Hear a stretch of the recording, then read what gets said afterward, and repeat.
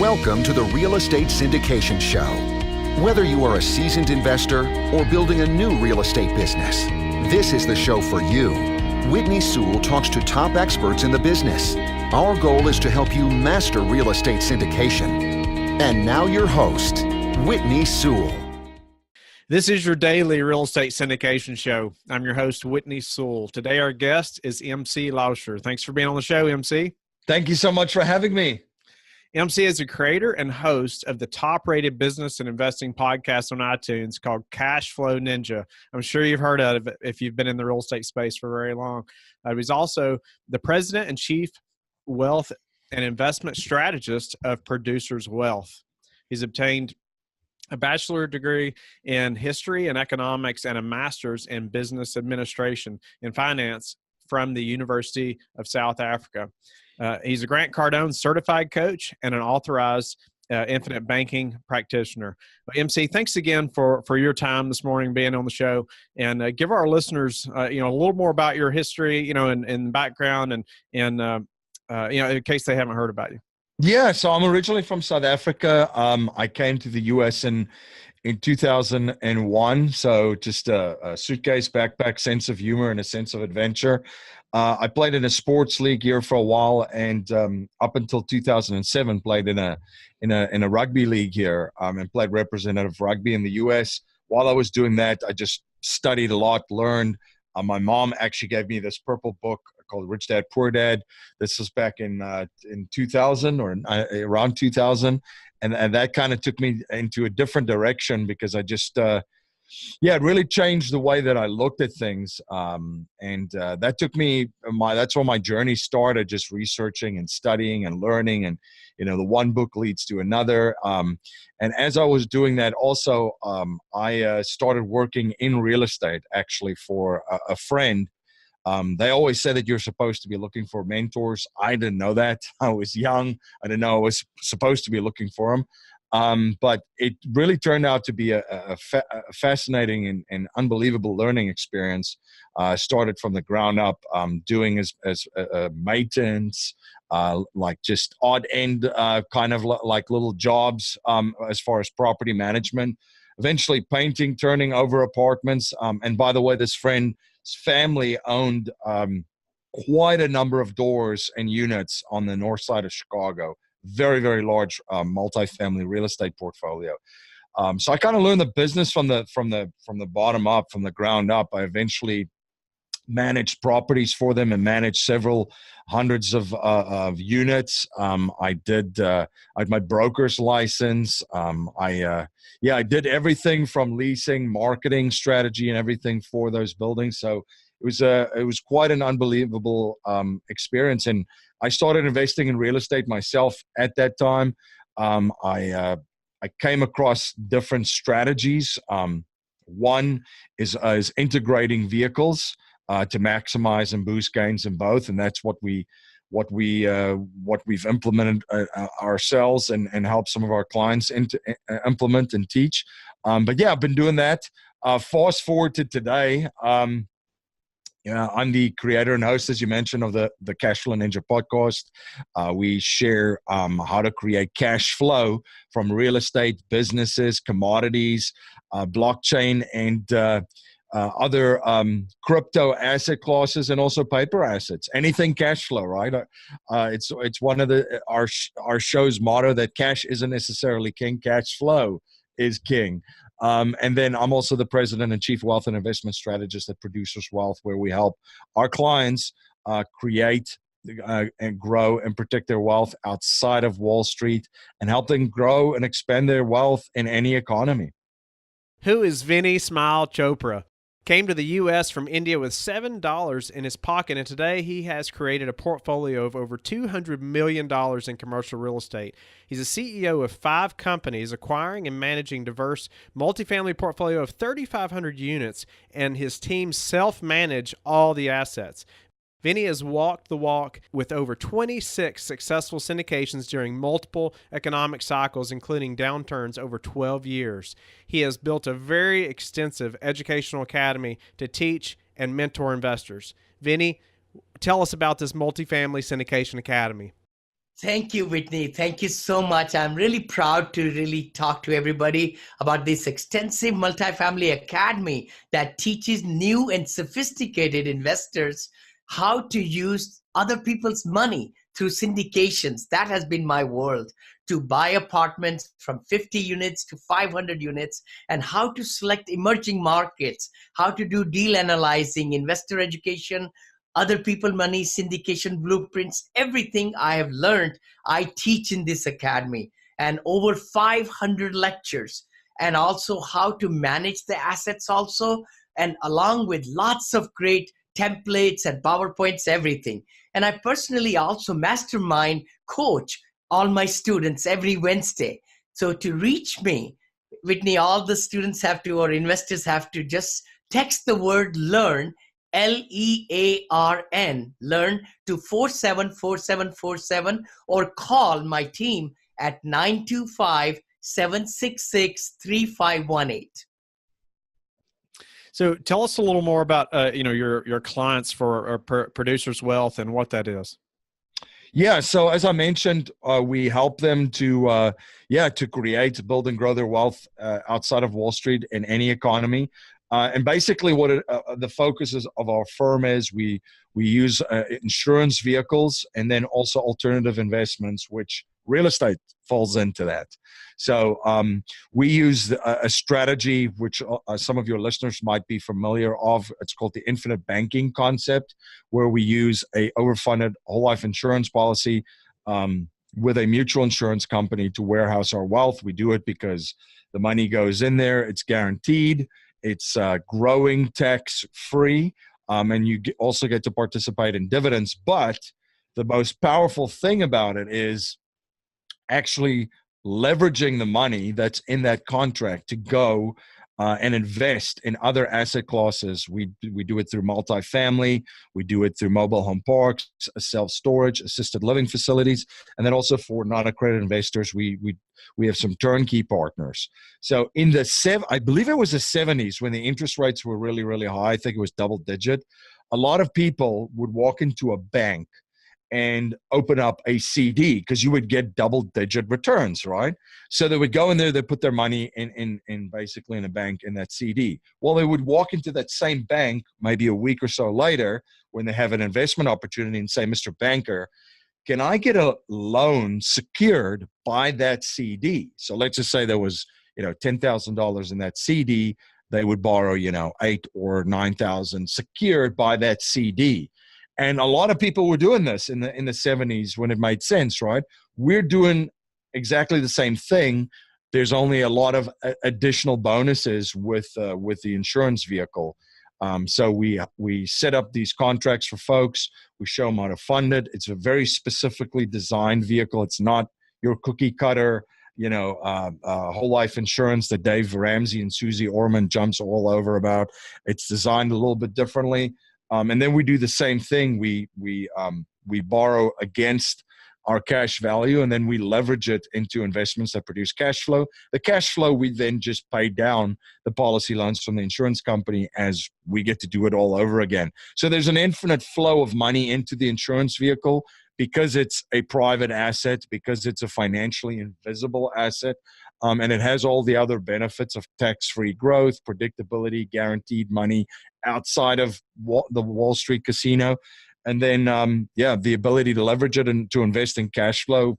There's some great cash flowing assets, and rinse and repeat. So the money's always moving. The rules of money has changed as we share quite a bit. And one of the rules of money is money in motion needs to stay in motion. Otherwise it dies, right? Because of the amount of money printing that's been happening for decades now. But yeah, it needs to do that. So that's kind of been our system. We didn't come up with it. We just copied and pasted what very successful investors do and what certain private family offices do. Nice. So, during that process, though, you're advising clients or you're having these conversations, and do this process, right, of investing in different asset classes. And you and I discussed before we started also, just like, a big part of your position is finding the best operators and, in the industry that you want to partner with or invest with alongside or in a syndication. And, I just thought I'd like for you to speak to that a little bit about what you're looking for, when you are vetting operators, and how you are going to advise clients to invest with certain operators. Yeah, that's a great question. So, I mean, the first thing that we have to do is obviously look at the person, right? And see what type of person this is, because we want to do business with people that we like and we would potentially like to have a beer with, maybe even, right? So a lot of people come through referrals and networks of us. The one thing that I've found is when you find good people and and you start doing business with good people tend to know other good people as well. So that's the first thing. So looking at the person themselves, and then obviously being vetted by a certain other amount of people. You can also do background checks and all that kind of stuff. There's companies that do that. But the other thing then is looking at their track records, right? What have they done?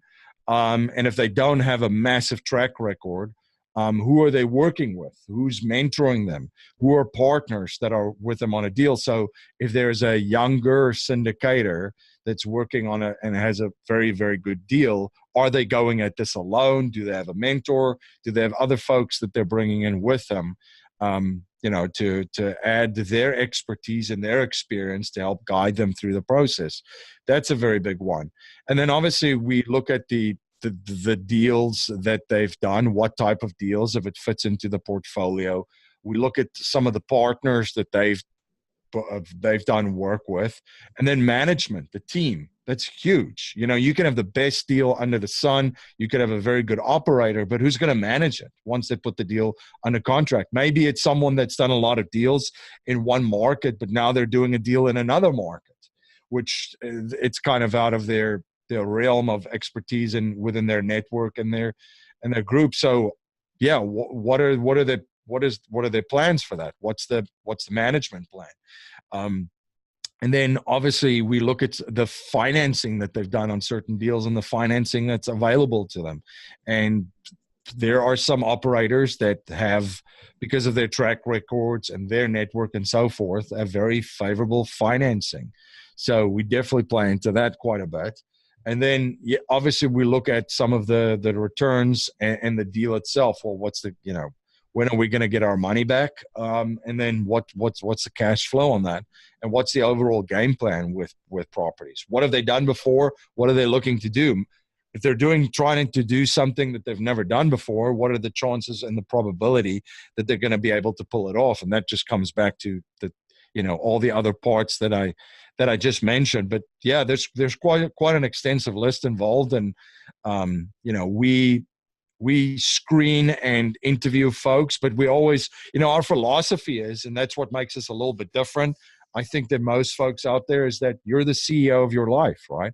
You're in control of your life. Just because we have identified someone as a ninja in their space doesn't mean that you should just blindly believe and follow what we say.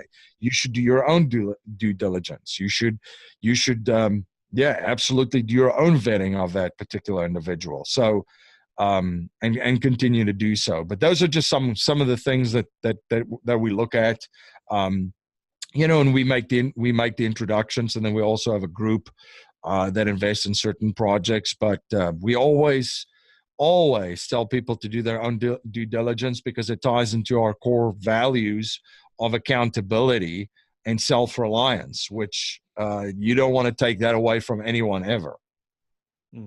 I really appreciate you laying that out. Those many great points, and I appreciate you speaking to, the syndicator that's just getting started. And that you're not just going to completely write them off right off the bat, but it's more about who's mentoring them, who are they working with, and that you're going to at least investigate that, or I guess give them a chance. Right. Everyone has to start somewhere, right? Right. All the successful people and all the people that are doing really good things and that are successful started somewhere. And, being an immigrant myself, I know that, most people just need an opportunity. So we would never write someone off because they're new or, they're inexperienced. It's just, then you just have to have a team and a mentor and other folks around you, and the other thing that I would say too is for new syndicators that obviously, I mean, we could go back to the beginning, but money should not be the primary motivator. Obviously, the freedom that comes with it should be, but the first couple of deals is just by building up a track record. So that shouldn't even be something where you're necessarily trying to make money from or be profitable or, push towards certain goals. Your first couple of deals is building up a track record, getting a couple under your belt. It's almost quote unquote school, right? Because that's actually when the learning starts, when you actually do stuff. So you had mentioned like a deal fitting, what a deal fitting your portfolio, or, does it fit in your portfolio? So I wanted to ask you, what makes a deal fit in your portfolio? What do you like to see? Or maybe what's a red flag also that you would say, no, that's not a deal that would fit our portfolio?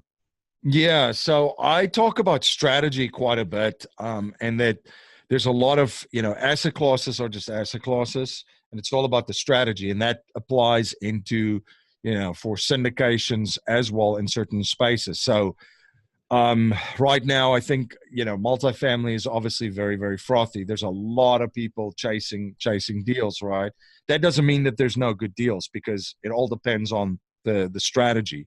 There might be particular deals available that certain people don't have the skill set for to pull off that deal and make it profitable and provide value for, the tenants, the customers and clients and the investors. There might be folks that do. So we look at what's going on in the marketplace. Where are we finding some good deals? I'd mentioned mobile home parks and self-storage. There's some deals coming across in that space, getting a little bit hot too. But then we're also looking at trends. So I would say when we analyze deals, we look at, okay, what's going on in the marketplace? Where's the asset cycle? Because every asset has a cycle. I'll give you an example. Not a lot of people talk about gold right now, and gold stocks and silver and some commodities. It's at the bottom basically of its asset cycle. It's very undervalued. A lot of folks haven't talked about it for quite a bit. So there are some investors that then would say, wow, this is interesting. I should take a look at that because it's the bottom of the asset cycle. We look at the asset cycle in multifamily, self-storage, and so forth. Then we look at overall trends. Here are some trends. Taxes is a massive trend. It's not going to go away. How does taxes play into trends? Well, migration. There's a massive migration from California, states like California, New Jersey, New York, Illinois, into other states. Where are they moving? Well, the Californians are all going to Arizona and Texas. There's also a lot of folks moving down to Florida, which is also playing into another demographic trend, the baby boomer trend, right? So, and that ties into assisted living facilities, which it probably in the next 10 to 20 years could be a massive, massive opportunity. So that's the first thing that we look at when we analyze a deal is where is that in the asset cycle? What's going on in the asset class? What are some of the opportunities, if any, still available in that particular asset class? What are all the other trends impacting that? And then we look at where is it, right? So what part of the country? It's very, very important. It's not just what you own, it's where you own it.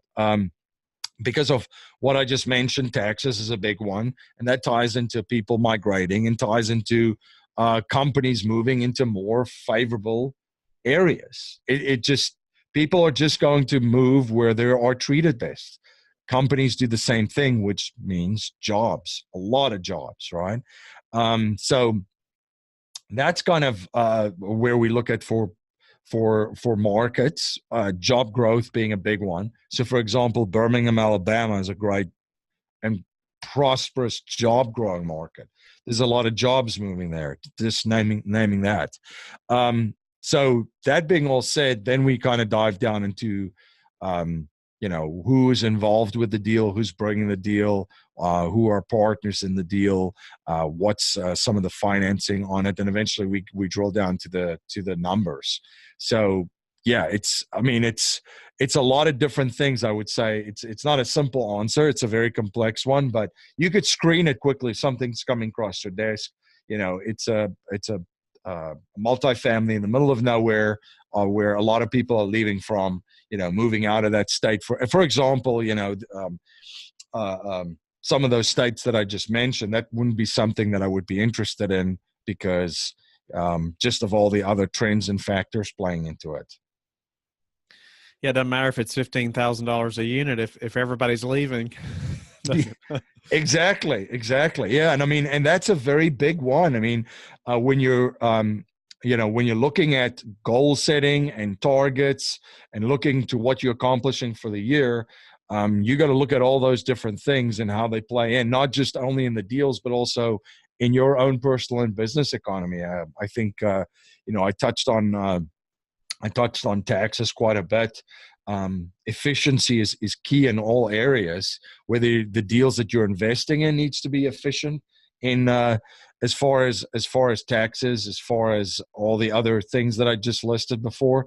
But it's the same thing within your own life, within your own personal economy and your business. Being tax efficient, I think a lot of people put the cash on cash returns and the rate of return or the internal rate of return or whatever they want to look at right at the top of everything that they look at. That should be closer to the bottom, because there are so many boxes that you need to check before you even get to that if a lot of those boxes are unchecked, then it's not a go. When I look at examples of your personal economy, I just mentioned that,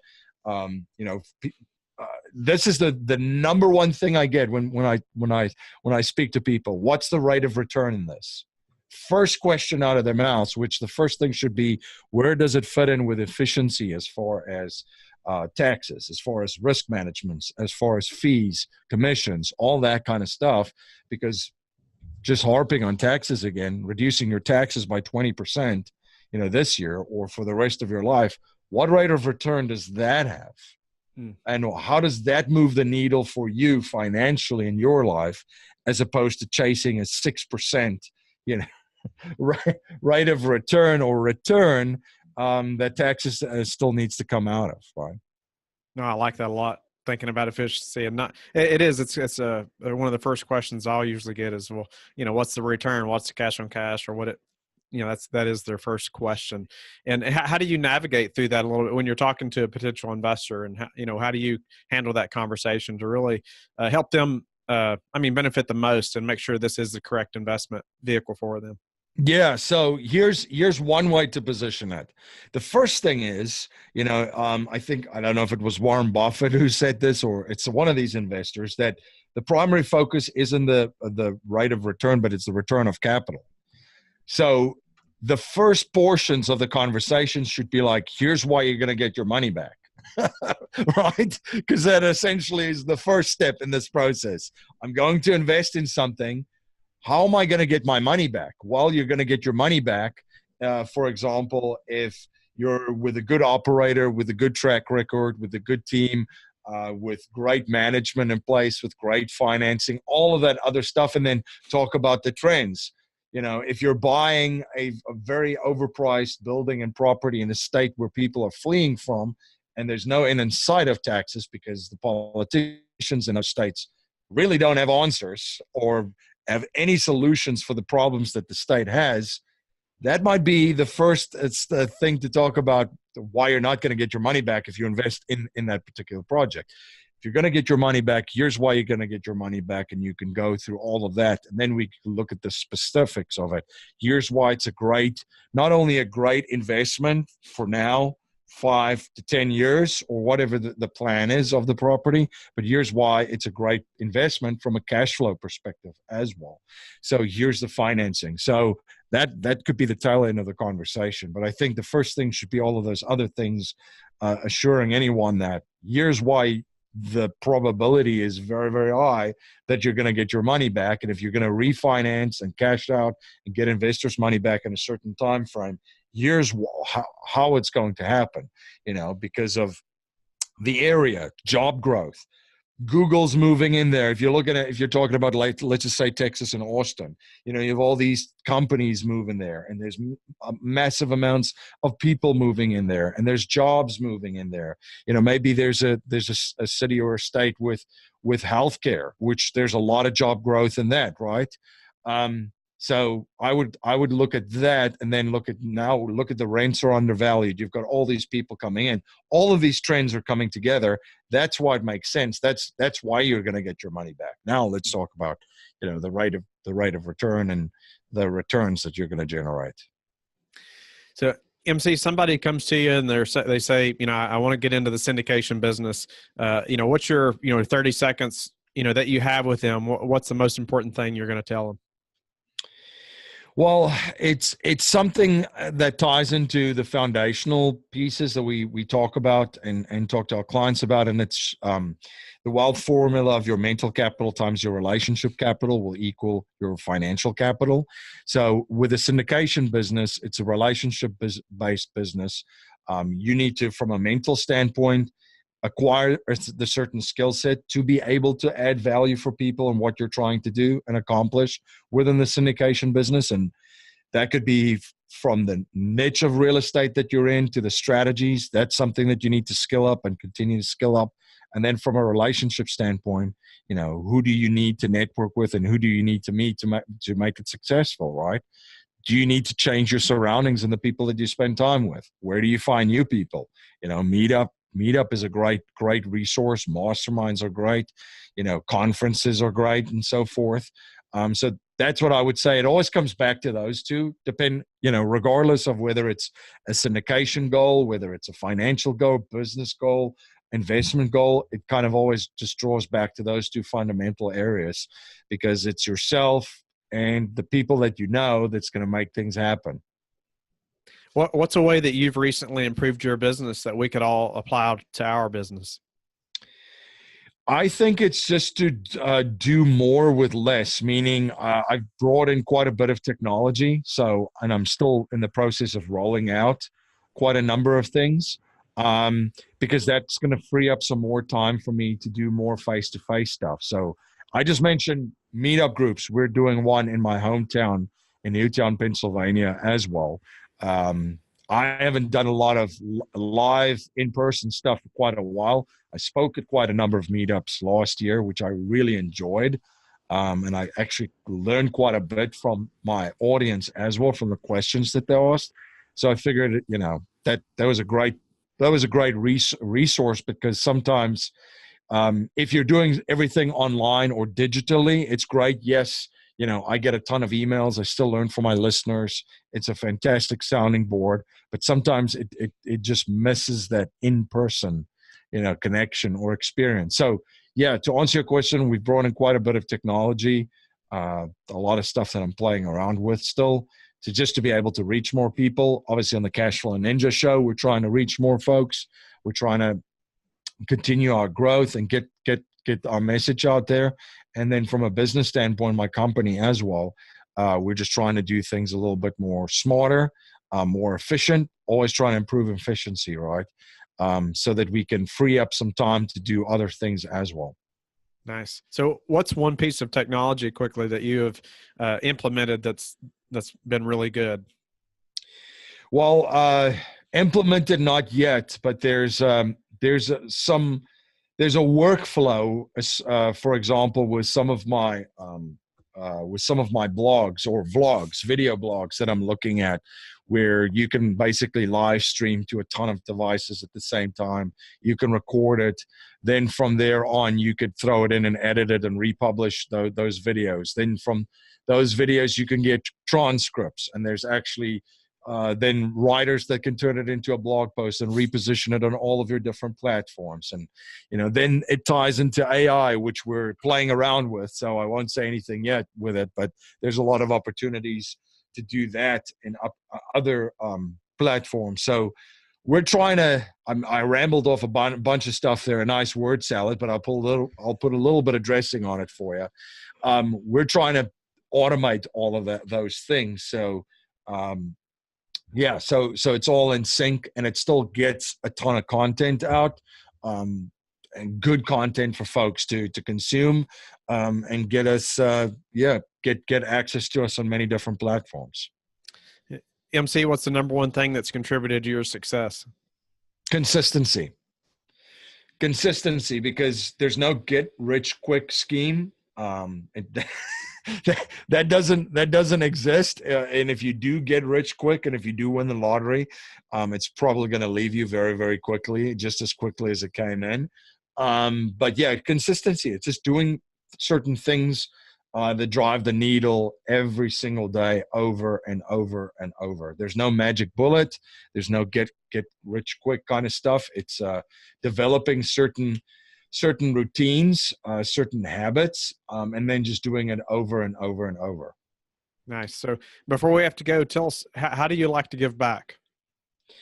Well, my time is a big one. Obviously, we do charitable contributions and support certain organizations, but Kiva being one of them, because of the passion that I have for entrepreneurs and helping other entrepreneurs all over the world. But a big one is time too.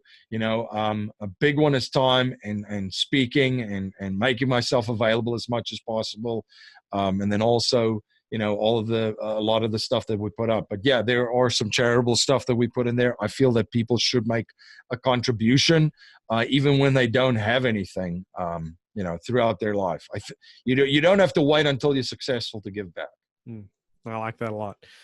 If you're not giving now, you're not going to give after you're, quote, successful, end quote, Right. MC, thank you so much for your time today and being on the show.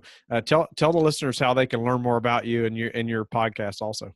Thank you so much for having me on. Cashflowninja.com is the show. If they're interested in any strategies or developing a strategy, we have a webinar, we have some guides, and we have a free course that they can access at yourownbankingsystem.com. It's yourownbankingsystem.com. Nice. Thank you again. I hope the listeners will reach out to MC and also listen to the Cashflow Ninja podcast as well. And I hope you'll go to LifeBridge Capital and connect with me, and also go to our Facebook group so we can all grow and learn our business together and learn from experts like MC. But thanks again, and we will talk to each of you tomorrow. Thank you for listening to the Real Estate Syndication Show, brought to you by LifeBridge Capital. LifeBridge Capital works with investors nationwide to invest in real estate, while also donating 50% of its profits to assist parents who are committing to adoption. LifeBridge Capital, making a difference, one investor and one child at a time. Connect online at www.lifebridgecapital.com for free material and videos to further your success.